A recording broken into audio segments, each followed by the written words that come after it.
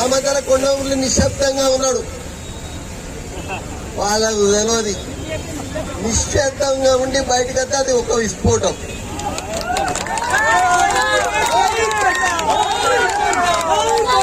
ఎందుకంటే మీరు లావాన్ని చూసిండ్రు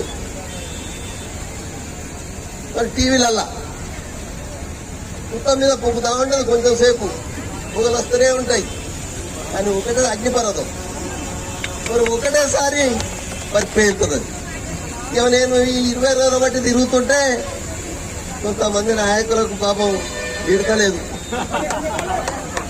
అగో ఏంది కొండమురళి, మనం గది చెప్తుంది, పెరాలసిస్ వచ్చిందని చెప్తుంది, అని నడవలేడని చెప్తుంది, అని మళ్ళా ఎంతకు మళ్ళా 10 ఏళ్ళు దాటి ఇటు వచ్చిండు, ఇదేం కథ అని వాళ్ళకు బాధ. దాన్ని అక్కసు వెళ్ళబోసుకున్నందుకు వాళ్ళు ఇక అక్కడికి పోతారు, వచ్చిరాని మాటలు చెప్తారు. అయ్యా నేను ఒకటే మాట చెప్తున్నా, ఇలా కల్నాయక్ ఏదైతే చెప్పిండో 45 సంవత్సరాల నుంచి రాజకీయాలలో సర్పంచ్గా, ఎంపీపీగా, పిఎస్సీ చైర్మన్ గా, డిసిసి బ్యాంక్ అధ్యక్షునిగా, 2 సార్లు ఎమ్మెల్సీగా మరి నేను గెలవడం జరిగింది.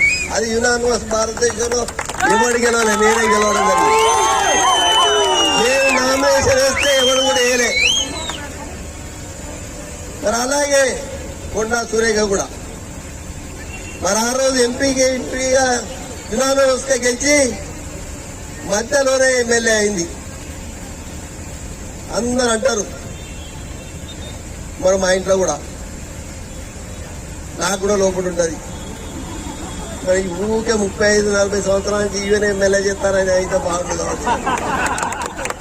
అది ఎవరికి అదృష్టం వాళ్ళకు ఉంటుంది. ఇలా మంత్రి అయింది. రాజశేఖర రెడ్డి గారు చనిపోయిన తర్వాత ఆ రోజు ఆయన మనకేం పైసలు ఇయ్యలే. ఆయన ఇడుపుల పాయలో మనం ఇబ్బంది ఉన్నప్పుడు మనం ఎమ్మడున్నాం. ఆయన పాదయాత్ర చేస్తుంటే మనం జనం మధ్యలో ఆయన తీసుకుపోయినాం. అది కొండమురళి రాత్రి కూడా పగలనక ఆయన ఇంకా మరి పడుకోవడం జరిగింది. నాకు చేసిన చిన్న సాయం ఆయనే. కోర్టు ఆ కేసులో రాత్రి మరి కడప నుంచి బయలుదేరి హైదరాబాద్కి వచ్చినందుకే ఇంకా ఇప్పటికీ ఆ కృతజ్ఞత. నేను ఎమ్మెల్సీని ఇక రాజీనామా చేసిన కొండా సురేఖ చెప్పిన రాజశేఖర రెడ్డి మంత్రివర్గంలో ఉండవద్దు, రాజీనామా చేయండి.